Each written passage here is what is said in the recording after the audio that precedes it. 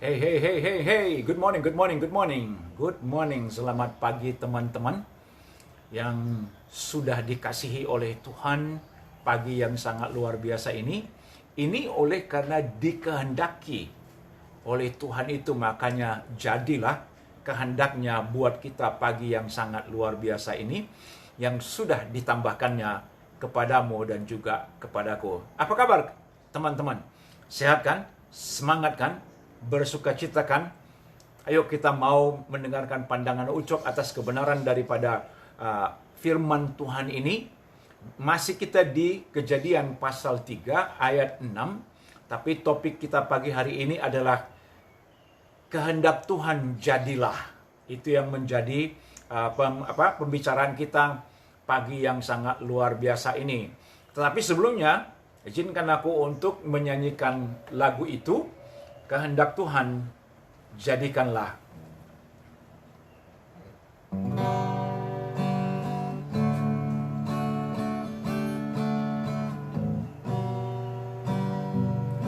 Kehendak Tuhan jadikanlah,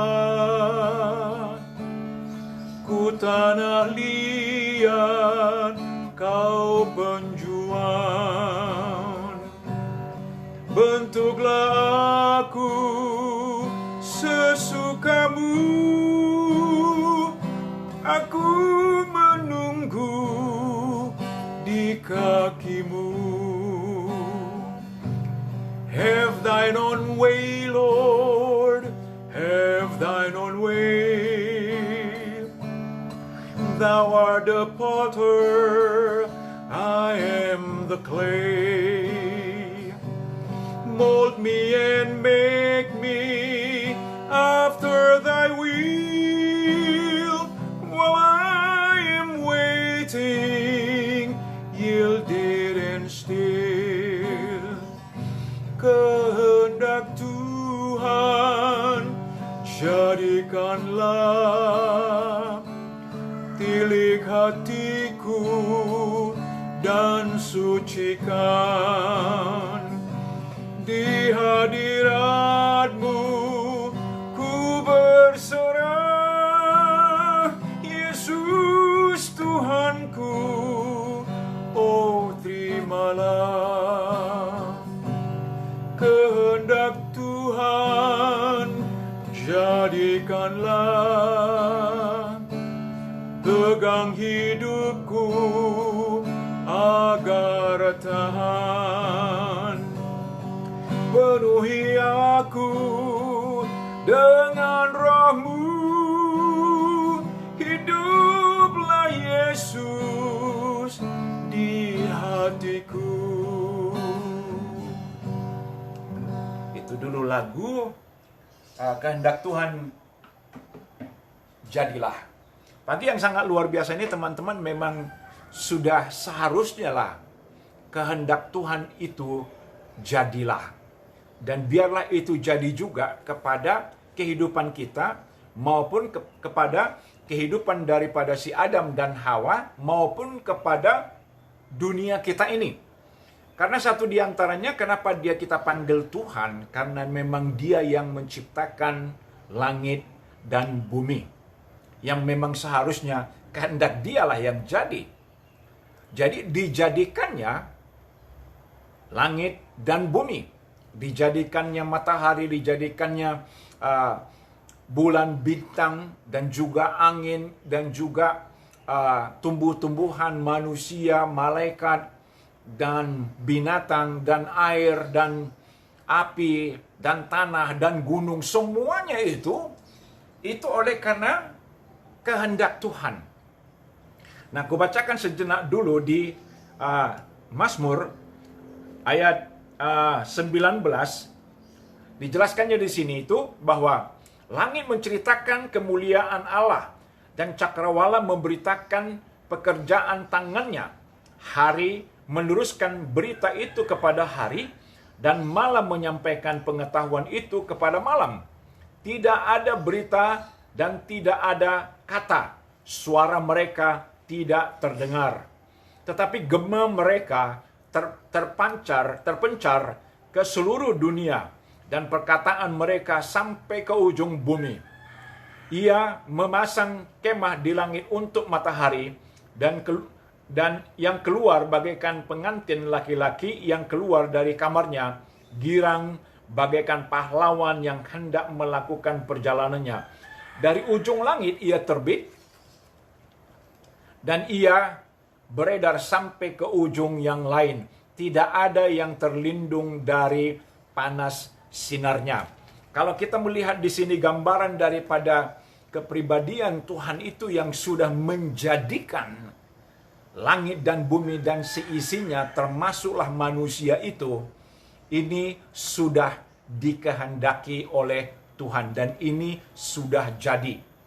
Akan tetapi ada juga kehendak Tuhan itu yang harus jadi dalam kehidupan umat manusia, karena manusia itu adalah yang paling segambar dengan Tuhan. Seperti apa yang sudah kita pelajarin kemarin itu, bahwa di hari ke-6 Tuhan menciptakan laki-laki dari debu tanah, dan dibentuknya tanah itu, dan diciptakannya manusia segambar dengan dia, dan dihembuskannya napasnya kepada hidung manusia itu, maka manusia itu menjadi manusia yang hidup. Or dengan kata lain, a living soul. Dan kita ketahui bahwa manusia itu terbagi atas 3 bagian, tubuh, jiwa, dan roh. Ini sederhana sekali. Dan memang Tuhan yang menjadikannya.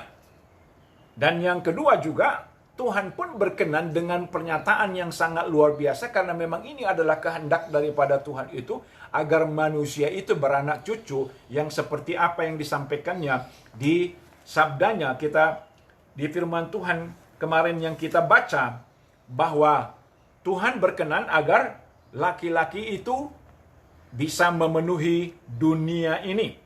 Dan kubacakan di sini teman-teman, Tuhan Allah mengambil manusia itu dan menempatkannya dalam Taman Eden untuk mengusahakan dan memelihara taman itu. Lalu Tuhan Allah memberi perintah kepada manusia, semua pohon dalam taman ini boleh kamu makan buahnya dengan bebas, tetapi pohon yang pengetahuan tentang yang baik dan yang jahat itu janganlah kamu makan buahnya, sebab pada hari engkau memakannya pastilah engkau mati. Tuhan Allah berfirman juga, tidak baik kalau manusia itu seorang diri saja, aku akan menjadikan penolong baginya sepadan dengan dia. Lalu Tuhan pun mengambil tulang rusuk daripada laki-laki itu dan menciptakannya si Hawa ataupun perempuan, sehingga kemampuan daripada si laki-laki ini untuk memenuhi daripada perintah Tuhan itu, ya beranak cucu, itu tercapai. Cuman ada satu lagi yang dikehendaki oleh Tuhan, untuk manusia itu mau mentaati kehendak Tuhan. Ini kehendak Tuhan ya, bukan kehendak manusia. Ini bukan kehendak siapa-siapa, tetapi kehendak Tuhan itu harusnya jadilah dalam kehidupan si Adam dan Hawa maupun dalam kehidupan kita pagi yang sangat luar biasa ini. Jadi ada 2 aplikasi yang patut untuk kita perhatikan kepada diri kita sendiri. Mungkin sering kali kita berkata, si Hawa itu kenapa ditetapkan untuk tidak taat kepada Tuhan? Benarkah demikian bahwa itu skenario yang tuduhan-tuduhan daripada manusia itu? Apalagi dituduhkan dengan, kenapa sih mesti Tuhan itu membuat satu peraturan yang seperti demikian? Harusnya nggak ada peraturan itu. Nah, inilah yang menjadi malapetaka bagi kita manusia. Seperti apa yang tadi kita dijelaskan, bahwa adakah hak daripada tanah liat mengatakan kepada si penjual ataupun si pembentuk daripada tanah liat itu, jangan kau bentuk aku seperti begini, seperti begini. Itu kan oleh karena kehendak si pembentuk itu. Tuhan pun ketika membentuk manusia itu adalah kehendaknya yang harus jadi. Nah, kita lihat di sini teman-teman, adanya satu hak free will ataupun kebebasan untuk melakukan kehendak, yaitu kita melihat di sini itu bahwa inilah yang disampaikan oleh Tuhan itu kepada si Adam dan Hawa. Kubacakanlah dulu ya teman-teman ya, di Kejadian pasal 3 di mana kita melihat adanya satu skenario ataupun cerita yang benar di mana binatang ular datang kepada si Hawa untuk menyampaikan kehendaknya, dan kita sudah mendengar bahwa ketika dia mendengar kebohongan, si Hawa ini melihat buah pohon itu. Dan sesudah dia melihat itu, ini yang perlu kita perhatikan dengan seksama di Kejadian pasal 3 ayat 6. Ayat 4 dulu ya. Tetapi ular itu berkata kepada perempuan itu, sekali-sekali kamu tidak akan mati, tetapi Allah mengetahui bahwa pada waktu kamu memakannya, matamu akan terbuka, dan kamu akan menjadi seperti Allah, tahu tentang yang baik dan yang jahat. Ayat 6. Perempuan itu melihat. Jadi dia kasih kesempatan untuk dirinya sendiri untuk menggunakan matanya seperti apa yang kita pelajarin kemarin. Oleh karena matanya dia berduka. Oleh karena mata Hawa dia berduka. Dan ketika dia memperhatikan buah pohon itu, dijelaskan di sini, perempuan itu melihat, itu satu, bahwa buah pohon itu baik untuk dimakan dan sedap kelihatannya. Ini satu lagi. Lagi pula pohon itu menarik hati karena memberi pengertian. Lalu, ini dia. Ia mengambil. Tadinya dia melihat. Sekarang dia mengambil. Nah, pertanyaannya kita itu kan, apakah ini yang dikehendaki oleh Tuhan buat si Hawa? Buat si Adam? Teman-teman, kita juga harus hati-hati. Seringkali kita buat dalam kehidupan itu, ketika kita mau melakukan sesuatu, kehendak sesuatu, kita paksakan diri kita sendiri untuk mengatakan bahwa ini kehendak Tuhan. Teman-teman, kita juga harus hati-hati.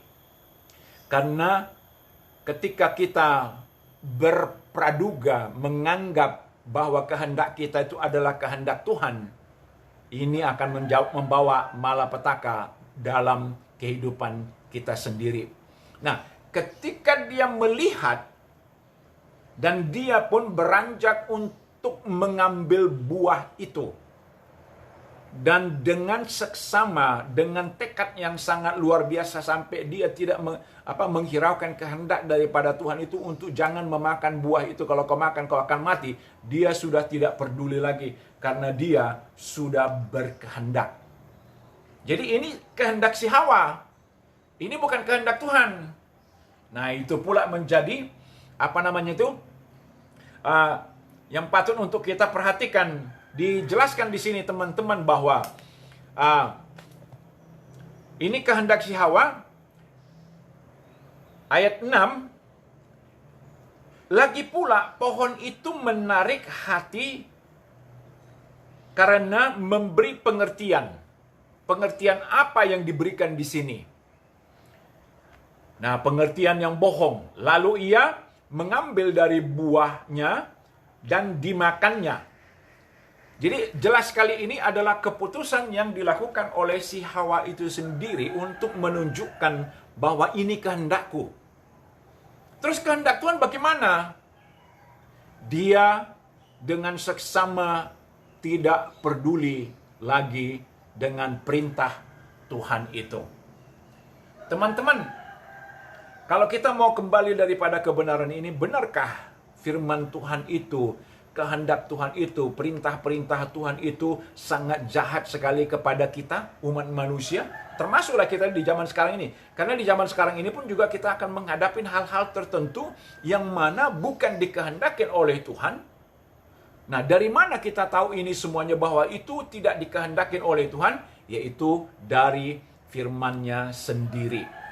Nah, kubacakan ada beberapa ayat di sini supaya kita pun dapat dibimbing. Jadi, supaya kita pun jangan sampai membuat satu alasan-alasan yang tidak benar yang didasarkan oleh firman Tuhan sehingga kita mengiyakan kehendak kita dan membawa kita kepada duka ketika kita melakukannya. Kubacakan ya teman-teman ya. Dijelaskan di sini tuh bahwa di Mazmur pasal 37, agak banyak kita membaca ini firman Tuhan ini ya. Percayalah kepada Tuhan dan lakukanlah yang baik. Diamlah di negeri dan berlakulah setia. Dan bergembiralah karena Tuhan, maka Ia akan memberikan kepadamu apa yang diinginkan hatimu. Serahkanlah hidupmu kepada Tuhan dan percayalah kepadanya, dan Ia akan bertindak. Ia akan memunculkan kebenaranmu seperti terang dan hakmu seperti siang. Jadi dengan kata lain, ternyata waktu kehendak Tuhan itu disampaikannya kepada manusia itu, jangan kamu makan buah itu. Kalau kamu makan buah itu, kamu akan mati. Kita ini harus hati-hati karena kelicikan itu sangat licik, lebih licik daripada hati. Nah, oleh karena itu dijelaskan di sini kepada kita, pasti Tuhan akan memberikan hasrat ataupun keinginanmu ataupun kehendakmu yang benar. Nah, yang benar itu apa? Disampaikan Tuhan ini kepada si Adam dan Hawa, jangan kamu makan buah itu, kalau kamu makan kamu akan mati. Arti kata begini, teman-teman. Walaupun itu ada di sana, walaupun itu diperintahkan oleh Tuhan untuk jangan dimakan, sebenarnya kalau dia tidak memakannya, baik juga. Memang itulah yang dikehendaki Tuhan. Memang itulah yang patut untuk dilakukan, yang dikehendaki oleh manusia, yaitu kehendak Tuhan itu. Kenapa? Karena firman Tuhan itu melindungi mereka, melindungi laki-laki dan si perempuan itu, ataupun si Adam dan Hawa. Apa perlindungan yang patut untuk kita perhatikan di sana? Supaya mereka jangan jatuh dalam dosa. Kedua, supaya mereka jangan mati. Ketiga, supaya mereka jangan berpisah daripada Tuhan itu. Itu tujuannya, itulah kehendak Tuhan itu. Tuhan tahu sekali untuk memberikan apa yang dikehendaki oleh keinginan kehendak kita. Nah, biarlah kehendak kita ini menjadi kehendak Tuhan. Makanya dibilang di sini tadi kan, kita dijelaskan, jadilah kehendak Tuhan. Teman-teman, di dalam kehendak Tuhan saja ada kehidupan. Di dalam kehendak Tuhan saja ada kekudusan. Di dalam kehendak Tuhan saja adanya satu sukacita ataupun berkelimpahan hidup ataupun satu perlindungan yang sangat pasti sekali. Makanya kalau kita mau memperhatikan ini, jujur saja teman-teman, itu firman Tuhan itu sebenarnya ketika itu disampaikan kepada kita, artinya Dia akan melindungimu, akan memberikan kebijakan ataupun keselamatan bagi kita. Kubacakanlah dulu ya teman-teman ya. Dijelaskan di sini, karena apabila seseorang itu tidak melakukannya, nanti ada imbalan yang patut untuk diperhatikan. Jadi firman Tuhan itu memang sudah selayaknya, sudah sepatutnya untuk manusia itu mentaatinya, agar kehendak Tuhan jadi dalam kehidupan kita. Di Mazmur 19 ayat 8 sampai 11 dijelaskan di sini kepada kita tentang firman Tuhan itu. Taurat Tuhan itu sempurna, menyegarkan jiwa. Peraturan Tuhan itu teguh, memberikan hikmat kepada orang yang tak berpengalaman. Ayat 9, titah Tuhan itu tepat, menyukakan hati. Perintah Tuhan itu murni, membuat mata bercahaya. Takut akan Tuhan itu suci, tetap ada untuk selamanya. Hukum-hukum Tuhan itu benar, adil semuanya. Lebih indah daripada emas, bahkan daripada banyak emas tua, dan lebih manis daripada madu, bahkan daripada madu tetesan dari sarang lebah. Wow!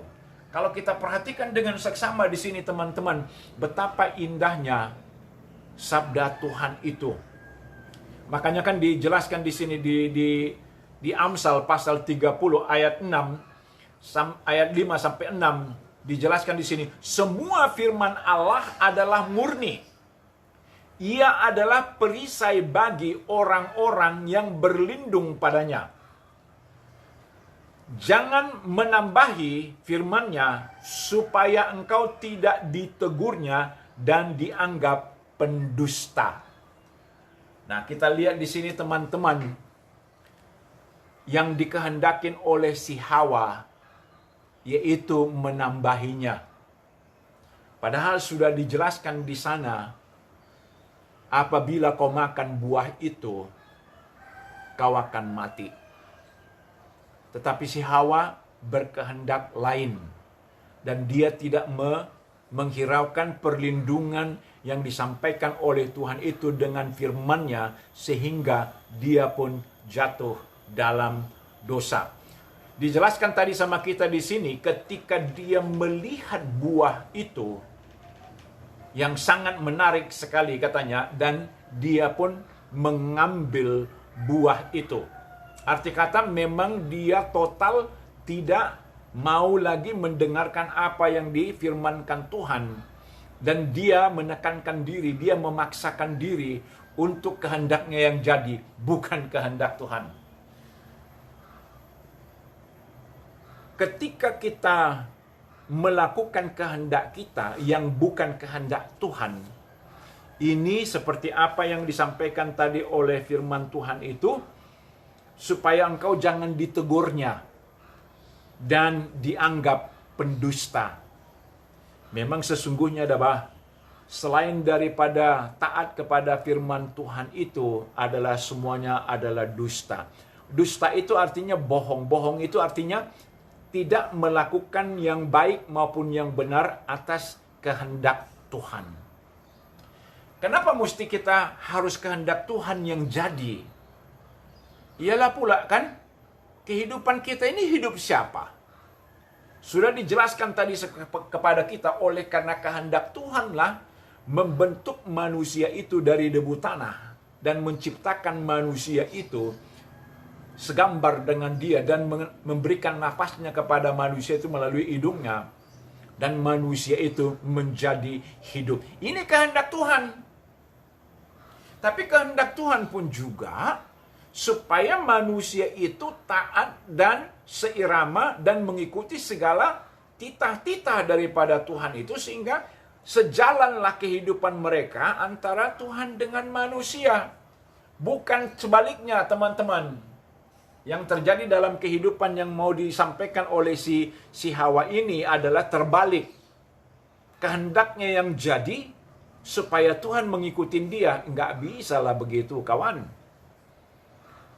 Nggak bisa yang seperti begitu, karena biar bagaimanapun juga kita manusia harus ikut dan taat kepada perintah-perintah Tuhan. Karena di dalam perintah-perintah Tuhan itulah ada perisai, ada pelindung. Di dalam perintah-perintah Tuhan itulah ada pengertian. Di dalam perintah Tuhan itu adalah keselamatan. Di dalam perintah Tuhan itu adalah penuh dengan sukacita dan perjalanan yang penuh dengan ria, dan juga bahagia, damai, sejahtera. Kalau di luar daripada itu ya nggak dapat lah. Coba aja. Ada satu contoh yang sangat menjadi contoh yang sangat benar, namanya si Yunus. Si Yunus ini diutus oleh Tuhan untuk melakukan sesuatu yang sangat baik sekali. Yaitu apa? Pergilah ke Niniwe dan ceritakanlah tentang kerajaan sorga kepada mereka, agar mereka pun mendapatkan suatu kesempatan untuk terjadinya suatu pertobatan. Jawab si Yunus, "Iya Tuhan, aku akan pergi." Tetapi begitu waktunya dia pergi, tetapi arahnya berbeda. Dia disuruh pergi ke Niniwe, tetapi dia pergi ke Tarsis. Jadi bertolak belakang sekali. Nah, ketika si Yunus ini mengikuti kehendaknya, karena dia tidak suka dengan kehendak Tuhan, karena Tuhan itu penuh dengan belas kasihan dan bermurah hati, dia pun pergi ke Tarsis. Nah, di dalam perjalanan itu memang media waktu itu adalah melalui kapal. Kalau jalan kaki jauh sekali, jadi dia naik kapal lah menuju ke Tarsis, bukan menuju ke Niniwe. Nah, di dalam perjalanannya menuju ke Tarsis itu, seperti apa yang sudah disampaikan oleh firman Tuhan itu di Amsal pasal 30 ayat 6, pasti Tuhan akan menegur si Yunus itu. Ketika si Yunus itu tidak mentaati kehendak Tuhan. Akhirnya apa? Datanglah gelombang besar. Datanglah angin topan. Sampai orang yang di kapal itu maupun nakoda itu sangat ketakutan sekali. Kenapa malah petaka ini datang dalam kehidupan kami? Ditanya satu persatu. Akhirnya dilemparkanlah dadu supaya siapa yang membuat kutukan ini datang. Jatuhlah kepada si Yunus karena si Yunus masuk ke dalam dek bawah dia untuk tidur saja. Akhirnya jatuhlah ke dalam tujuan daripada si Yunus ini. Maka si Yunus mengatakan kepada orang-orang itu, sudahlah lemparkanlah aku ke laut karena semuanya ini terjadi karena aku tidak taat untuk melakukan kehendak daripada Tuhanku. Oh, mereka pun takut juga kan?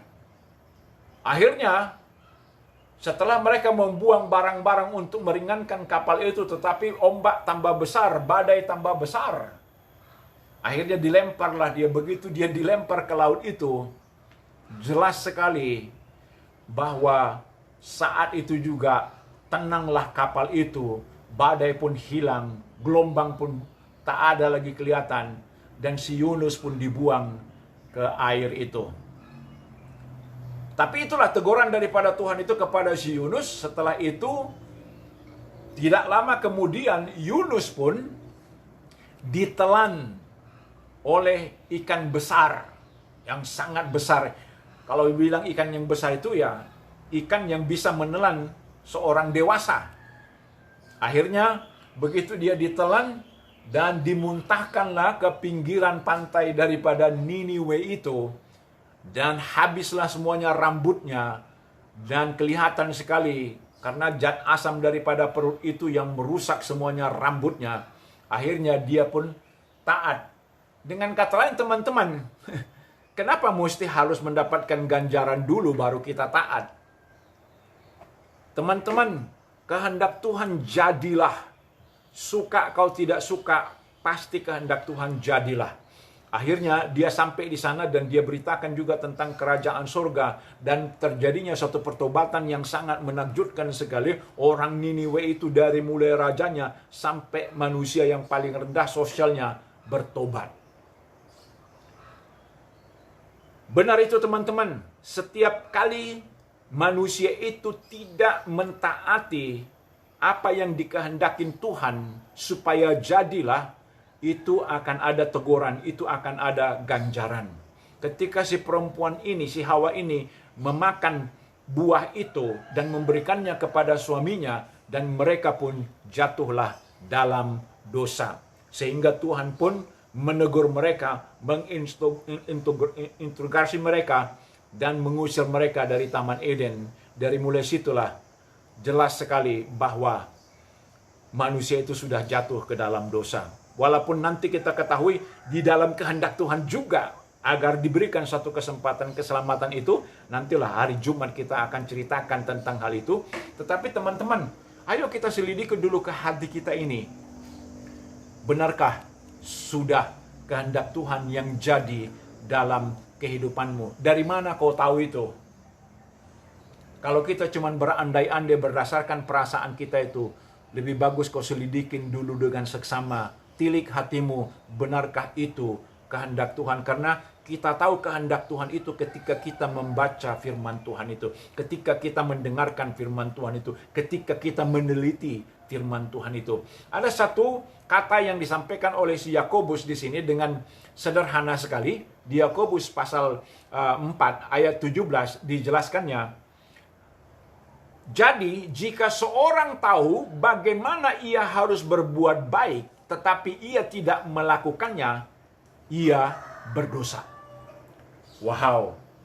Dengan kata lain, apabila seseorang itu melakukan kehendaknya tanpa berdasarkan firman Tuhan, itu adalah satu pelanggaran yang sangat mengerikan sekali yang dinamakan dosa. Jadi setiap kita mau membuat satu keputusan itu, harusnya kita berkonsultasi dulu kepada firman Tuhan. Apakah ini benar? Tapi teman-teman, tak akan bisa kita melakukan seperti itu kalau kita membuat Tuhan itu seperti dukun saja. Kalau kita butuh, kita datang. Hati-hati juga. Karena yang diminta oleh Tuhan ini adalah daily fellowship. Arti kata, persekutuan kita setiap hari dalam kehidupan kita. Bukan setiap minggu, bukan setiap bulan, bukan setiap tahun. Seperti apa yang kita rayakan ini cuman setiap tahun saja. Tetapi harusnya setiap hari, setiap saat. Dengan adanya kesadaran kita tentang hadirnya Tuhan dalam kehidupan kita, kita pun harus melakukan apa yang dikehendaki oleh Tuhan itu.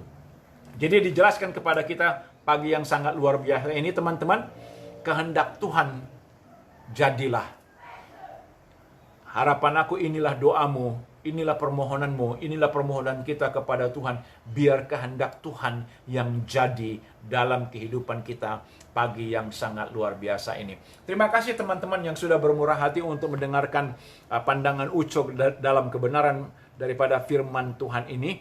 Biarlah ini engkau senangin, kau suka, dan kau ceritakan kepada orang lain, maupun juga kau mau subscribe untuk lebih lanjut lagi kita mendengarkan daripada pandangan Ucok mengenai kebenaran daripada firman Tuhan. Terima kasih dan selamat beraktivitas.